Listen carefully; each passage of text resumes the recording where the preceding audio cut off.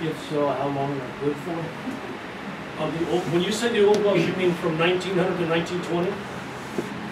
There are no records on those wells. So we don't even know what kind of... We don't even know what kind of casing, how deep. We kind of, by the ones that we abandoned, we can project. They used like a stovepipe type thinner casing. They drove a lot of them. But remember, Summerlin is pretty shallow, the zone. The actual trap zone is 400 feet down to like 2,000 feet. But there's very few records. The records come in from 1926 on to 1929 when they drilled some more wells. They had like a resurgent time in that. But from the ones drilled from 1898 up into the 1920 period. So from 20s on, there are records of what kind of plugs they use? Yes. There's records of casing and some of the plugs. And a lot of it was Class G cement, like what they Portland cement, like what they use now. How long does that last? It lasts forever if you put enough in. I'd like to hold questions now until the end and see if we'll be around to answer any others for you. You have a lot more to go over, so that's why I thank you. Yeah, no, that's right. It's actually worked out good. Thank you.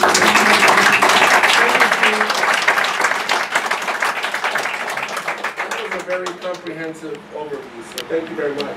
Even more than I remembered. Stanley, are you still here? Yep. There was a former state senator by the name of Jack O'Connell. Yes. And he was instrumental in getting the funding for state lands to do what we did in 94, 93.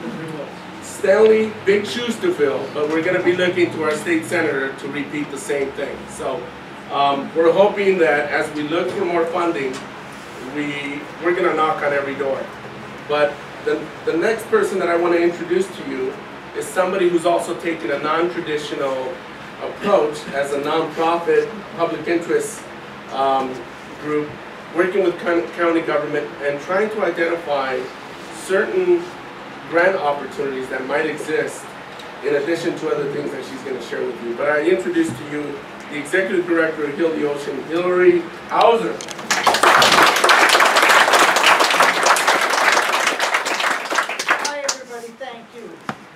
Much, and Steve, thank you for your presentation, and we've met before.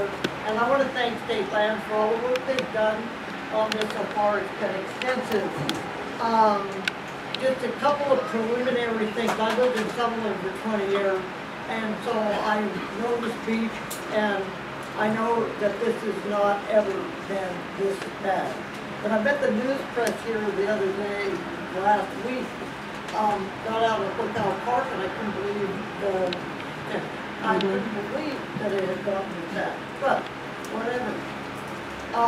Still, the ocean was getting a lot of calls about this problem from people swimming in Montecito, swimming in Miramar, swimming in All Point. Hey, what is this?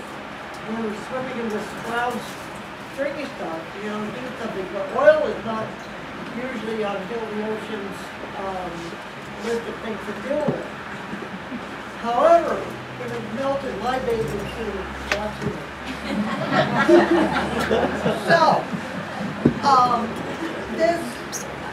I would just say this right now. Heal the Ocean, our MO is to go get the money and fix it. We've got to fix this. It's not about studying it some more, although all this studying has been worthwhile. It gets us to where we are today. What we've been doing, I want to thank everybody in this room that has rabble-roused about this. Lee Howard, that has been yelling at me about this for some time. So when this came around, Heal the Ocean has been working with the Integrated Regional Water Management Plan, which is an Irwin process by which to bring state funding to water quality projects. And the person we were on the steering committee, and our whole thing has been to grab money to change things we want to change. The person running that show right now is Jane Gray. Raise your hand. Hiding in the back. And So we've been working with Jane on other projects. We hire consultants to help wastewater plants access money to become recycled water plants. And we've been doing really well at this because you know what? There's nothing that works like money. You think you can't, and the environmental group is sitting, moan and groan. It doesn't work. You have to get the money and say, you know what? If we give you this money, can we do this? And it worked out very well. So, all these calls, these calls came in about fixing this problem. And right then, I got a call from somebody I know at Aqueous. Is Aqueous here? Is Dan? About something. I said, hey, can you fix this Becker well thing? Oh, he said yes. And yes, we can. About how much? It was just kind of a loose conversation like that. And since Jane and I work together on other projects, I called Jane and I said, is there any pot of money out there that can fix this Becker well? Can't it? I mean, enough already. Can we put a stop on it? And she said, let me look into it. And Jane knows how to find pots of money. Proposition 1 is a voters water bond, 2014, $7 billion in it. And there's big pots of money for this, there's big pots of money for this, there's big pots of money for this. And Jane said, yes, there is. The Ocean Protection Council is releasing funds that we could access to actually tap the well. So, where am I? So, with that, then there just happened to be a state land commission hearing in Newport Beach. And right away, I wrote a letter and said to the State Lands Commission, got it in on deadline, what if we got the money to fix this well, about $1.5 million or whatever. I went down to State Land and proposed to them that in the addition, the board was agreeing to spend the money to do this work that Steve Curran just excellently described. And what about if we go ahead and get the money to tap as well? Long story short, Steve and the state lands attorney came to Santa Barbara.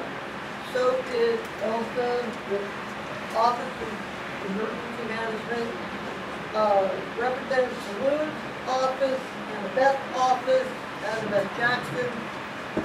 Anyway, this Doc Williams, Hillary Blackerby came, and we sat and met and said, okay, how can we, with Jane, how can we scope this project and make a project that we can describe to put on paper and get this money to tap Becker well? That's step one, just do that one. We know there's other stuff out there, there's other things going on, but this is one that's right in our face. Let's just do that. How about it? Let's all work this together. So far, so good. Where we are now with this is that this deadline is November 30th. What's called a notice of intention has to be filed before that. We have to say, this is what we're doing about this project, this. But what we need is a lead agency. Heal the Ocean is going to be the lead agency and take the state funds and pay the contractor. But we actually can't do that. We'd be subjected to an enormous audit. When you take a lot of money from the state like that, I don't mind being audited, but I don't like paying the fee. And so it would either be the county or it would be state land. If we get this money, somebody has to pay the contractor. So that's where we are right now. Let me finish. Thank you. That's where we are right now, is to figure out who's going to run the money and pay the contract. Number two is there has to be a project description preliminary. That's about $50,000. There has to be the CEQA permit. At our meeting in Santa Barbara, we thought state lands could do it off of the project we're doing here. That the CEQA could just be an extension. Am I wrong? Raise your hand if I'm wrong. Am I wrong? We found out we can't. Yeah, we have to have CEQA almost completed for the abandonment part. We already did CEQA for this part. So the point is, we need to have those things in place before the project is submitted to this pot of money to fix this well. And we need to figure this out like now, instead of waiting another 2 years. So that's what we're working on right now, is to see how we can get this. I've already reached out to Habitat, I've reached out to friends of mine at DWR to get the CEQA money that we need to do the fixing of the project, plus the project description, to think so that we can, I already told Jane, I said, file the notice of intent. I'll get the money somewhere. I'll be out on someone's beach selling lemonade. 300,000, no sweat. You know, with this go with enough growing determination, we'll get this so that we can get this, the funding needed to just do this construction on the well. Please let me just finish and then we'll go. So, I'll finish. We look forward to working with state land, Office of Emergency Management, the state, anybody who will help. There's been a lot of energy put into this. It's time to move forward and at least do the one thing we know that has to be done is to cap this one well that is the biggest offender. And part of that project, which is pretty exciting, is that it requires the monitoring that it will lead into looking at the other stuff that is out there that needs to be looked at. So that's all I have to say.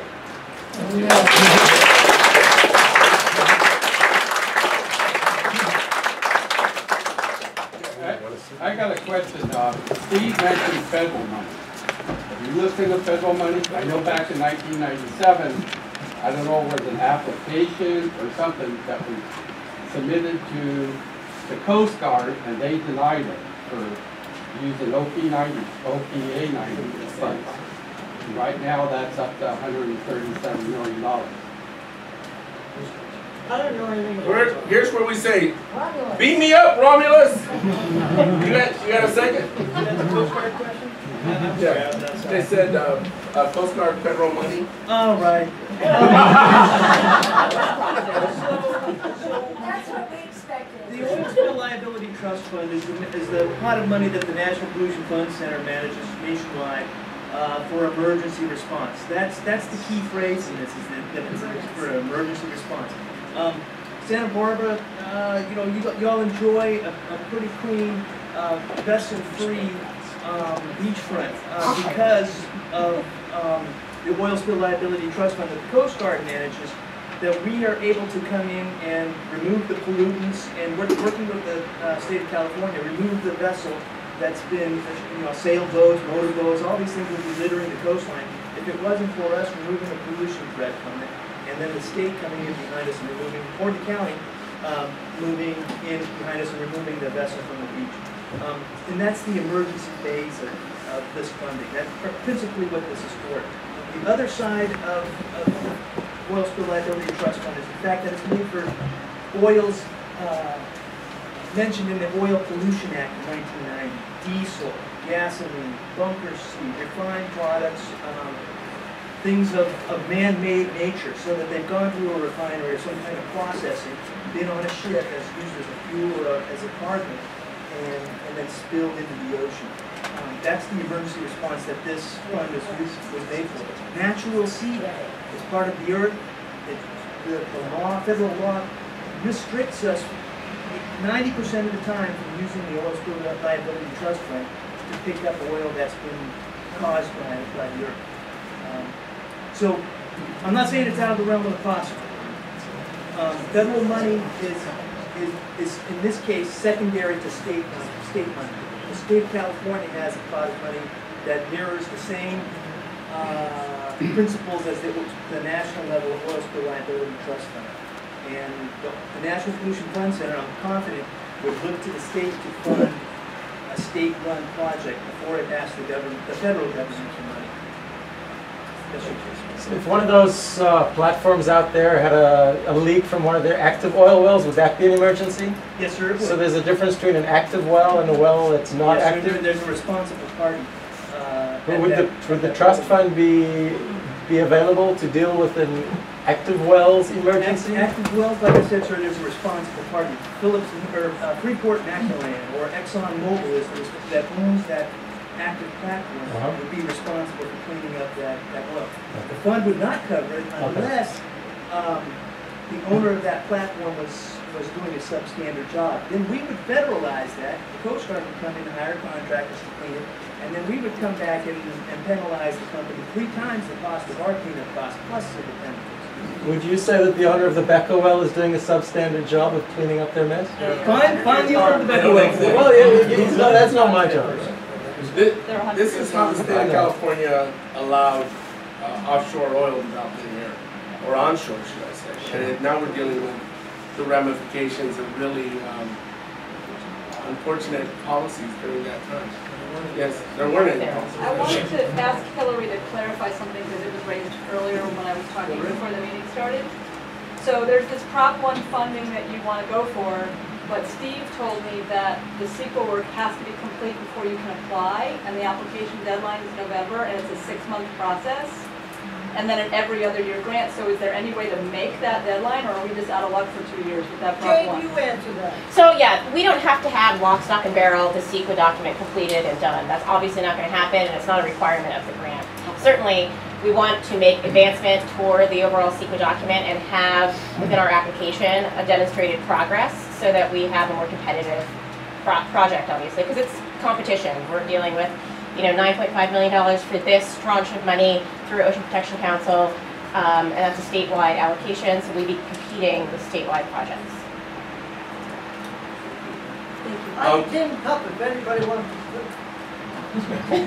Hillary's great. The reason she's part of our program tonight is because I have to tell you, she's one of, just like the Summerlin Citizens Association, she rolls up her sleeves, she gets everyone together, and she's one of the biggest advocates for the public. So I want to give her a round of applause.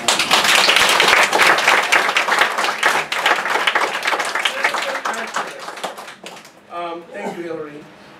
And thank you, Commander Romulus Matthews. Next, I'm going to introduce our Public Health Director, Dr. Takashi Wada, so he can tell you about what we recently did and some of the concerns that you need to be aware of in terms of our public health.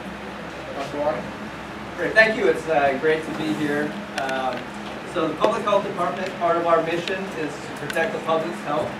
So our role in oil response, whether it's Refugio or here at Summerland, is to assess the risk to human health. And so beach closures or warnings are typically done under the authority of the Public Health Department or the health officer for the county. So what happens is that when conditions are bad, there's typically someone who makes a notification. And so that can be a member of the public, it could be a county staff person, it could be anybody. And the phone numbers for that are actually posted out at the beach on the signage. But those calls then go into the National Warning Center or the California State Office of Emergency Services. Then those agencies then have a protocol to notify certain parties locally within the jurisdiction. And so those calls will then come in to a number of individuals, Office of Emergency Management here in the county, but also to County Public Health and Environmental Health. And we have people on call 24/7, 365. And so in a situation where we believe that the conditions are severe, we'll have someone on our staff come out to assess.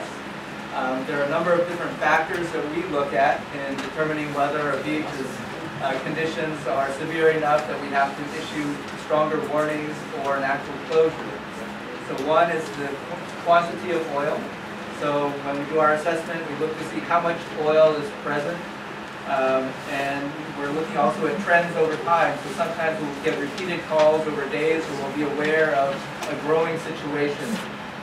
We also have to look at natural processes, weather reports come in related to whether the tides are rising or going out, or the wind patterns and things like that.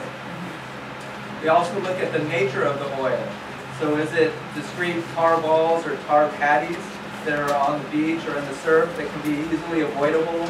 Or is it really a sheen on the water's surface where you can't avoid it as soon as you enter the water? You're into that brown mousse or sheen. So these are other factors that we look at.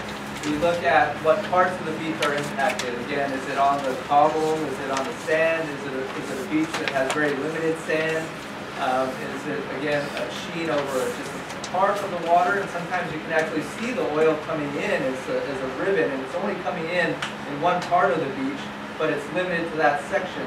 And so we try to make a determination of how much of the beach is impacted and what parts is impacted.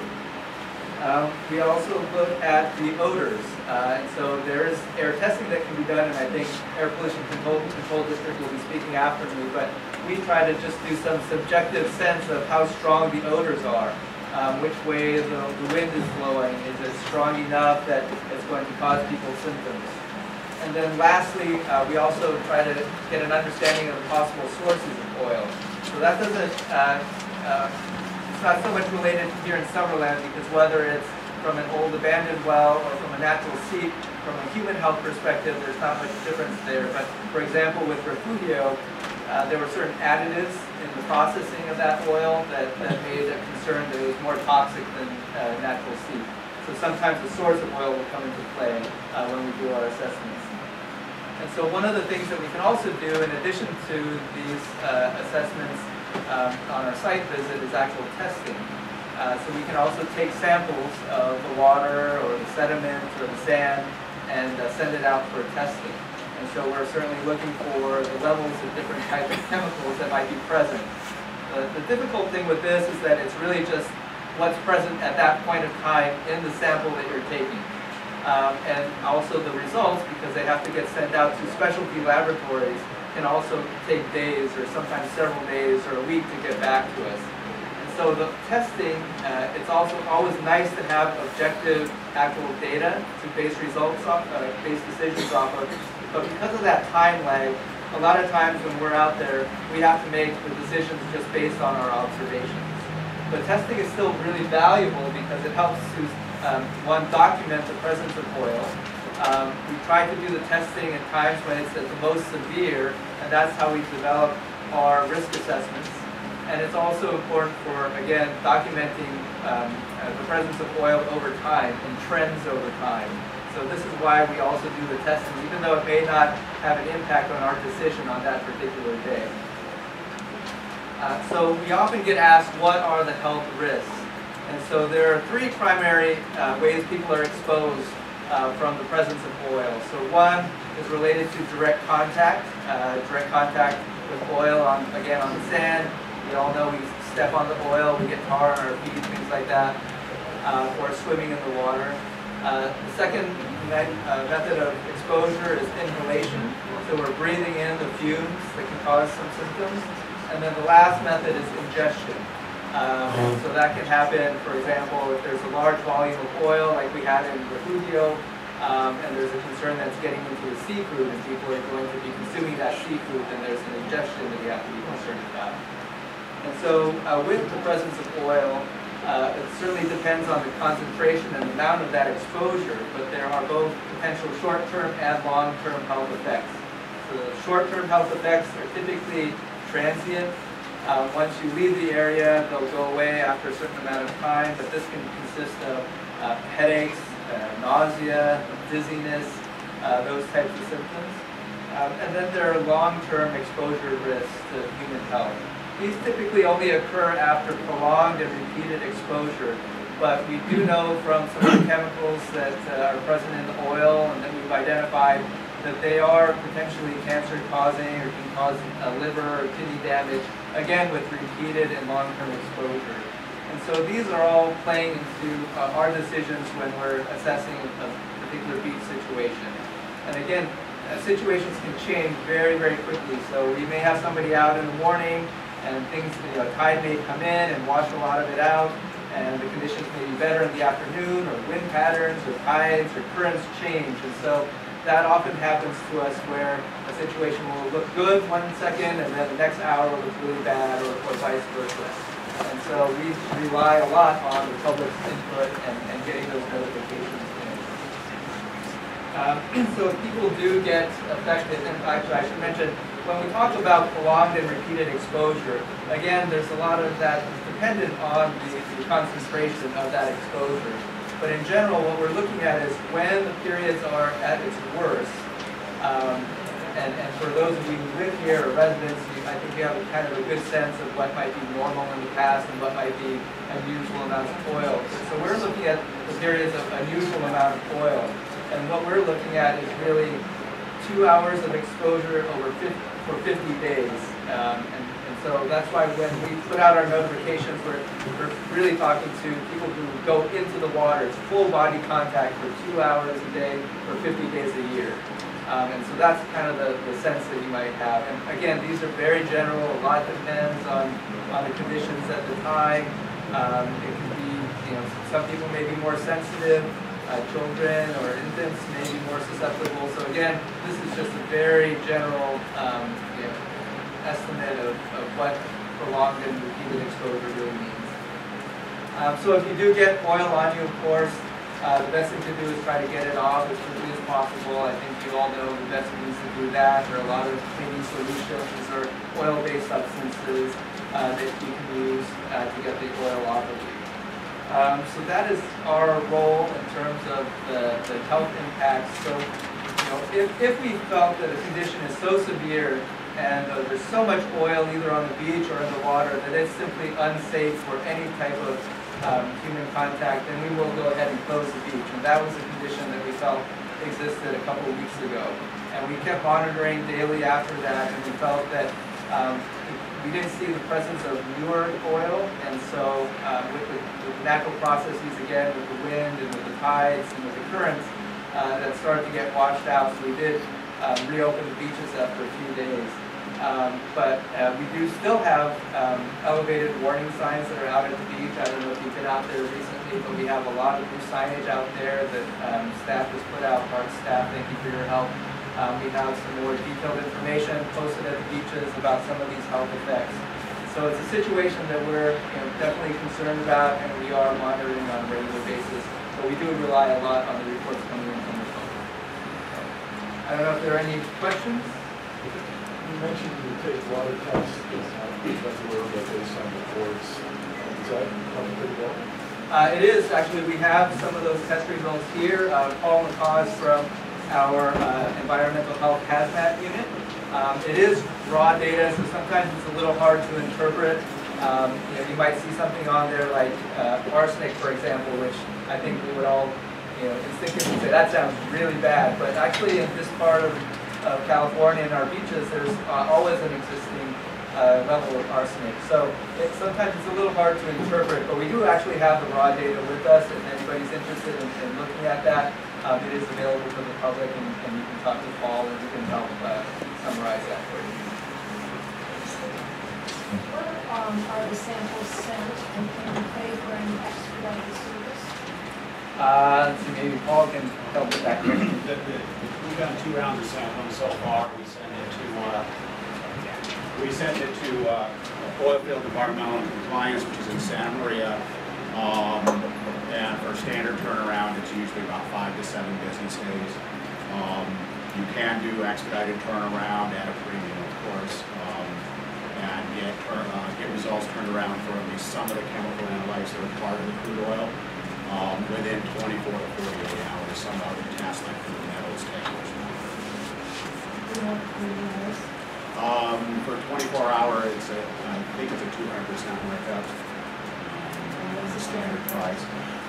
The tests that we've done so far, each time we came to test, we collected 1 water and one sample of beef, sand, and oil. And those run about $800 for the test we do. And that's on a standard 7-day and 5-day. Probably verify and get the results, I look up, so you can check them and see what's going on. Put them on the website. Yeah, it's something that can get posted on the website. You have to explain something it's called.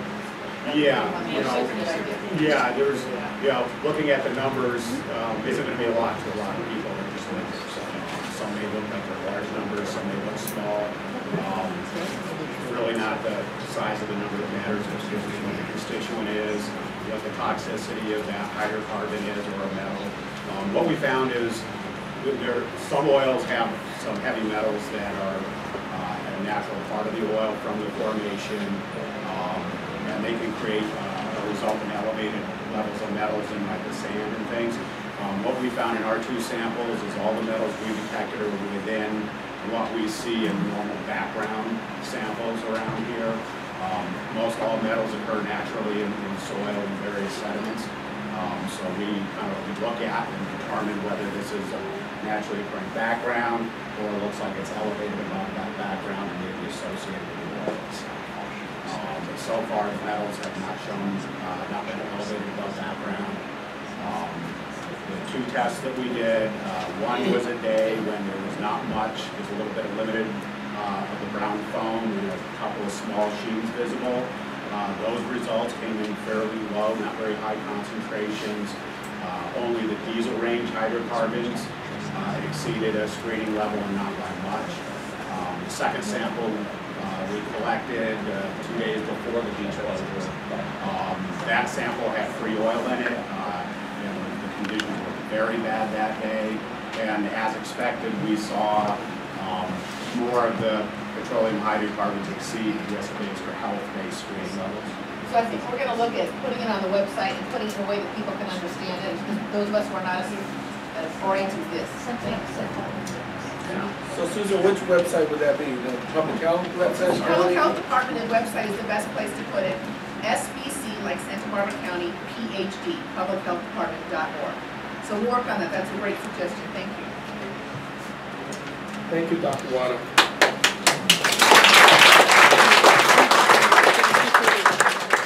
For those of you that haven't met Dr. Wada, we're extremely privileged to have such a competent public health director. It's just extraordinary. Thank you. Next, we have our Air Pollution Control District Director, Mr. David Van Mullen, and he's going to touch on some of those fumes, odor, policy, and protocols of how we assess whether there's a nuisance and what kind of actions we take when we do find fumes. David? Well, can everybody hear me? Yes. Yeah. All right, great.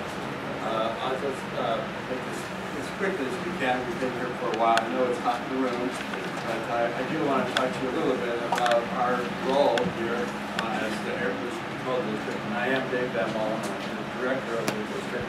I brought with me to